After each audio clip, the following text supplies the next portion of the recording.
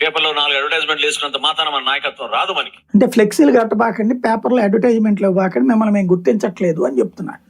మరి ఏ గుర్తించాలి వీళ్ళు నాకు అర్థం కావట్లేదు. ఇది కాకుండా దానికి చప్పట్లు కొట్టడం అంటే వాళ్ళకి అర్థమైందో లేదో మరి కాన్సెప్ట్ ఇది.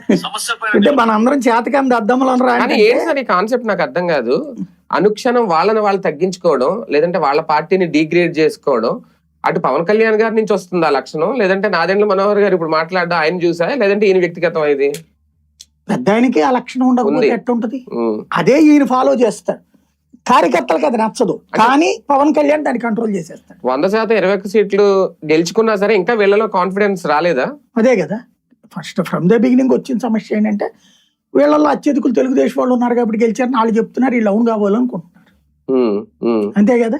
మరి తెలుగుదేశం 100% గెలవలేదే, బీజేపీ కూడా గెలవలేదే. 100% నిన్ను గెలిచారని, నీ మూలంగా గెలిచారని ఎందుకు అంటే ఇవాళ అయితే రాకపోవచ్చు రిజల్ట్, నో డౌట్. ఒకటేంటంటే మొన్నటిసారి జనం దగ్గర ఉన్నారు, ఇంకోటి ఇప్పుడు గెలిచిన తర్వాత చాలా మంది ఓన్ చేసుకుంటున్నారు. ఓన్ చేసుకున్నప్పుడు నీ సంఖ్య పెరిగింది.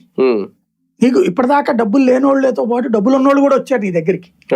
ఇంకా నువ్వేం ఆలోచిస్తున్నావు అంటే తెలుగుదేశం దళితులిచ్చి ఇస్తే తీసుకోవాలనుకుంటున్నావు నువ్వు. దీనికి మళ్ళీ నిన్న నాదెండ్ల మనోహర్ గారు ఏది ఇప్పుడు ఈ బుల్సెట్ స్టేట్మెంట్ తర్వాత అర్జెంట్ గా రూట్ మార్చేశారు. ఎంతమంది ఇచ్చినట్టు ఇస్తామంటే కుదరదు ఇప్పుడు అన్నది. అసలు ఎంతకు ముందు ఇచ్చినటువంటిది పర్సెంటేజ్ ఎంత చెప్పండి? 21 ఇచ్చారు. 175లో 21. 10% అంటే ఎంత? 17.